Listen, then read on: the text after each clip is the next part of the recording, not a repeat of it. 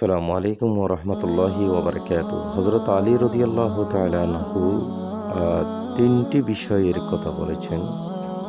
যে ৩টি বিষয় যে আমল করবে তার স্মৃতিশক্তি বৃদ্ধি পাবে এবং আ তার কফ আ দূর হয়ে যাবে। বর্তমানে আমরা ঠান্ডাজনিত আ রোগে আমরা ভুগছি। এই ৩টি আমল যদি আমরা করতে পারি, একত আমাদের স্মরণশক্তি বৃদ্ধি হবে, দ্বিতীয়ত আমাদের ঠান্ডাজনিত রোগটা দূর হয়ে যাবে।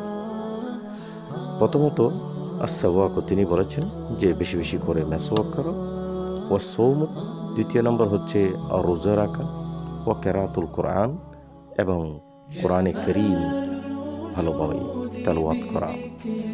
আসুন আমরা এই ৩টি আমল করার মধ্য দিয়ে আল্লাহ সুবহানাহু ওয়া তাআলা যেন আমাদের স্মৃতিশক্তিকে বৃদ্ধি করে দেন এবং আমাদের শারীরিক সুস্থতা দান করেন। আমিন।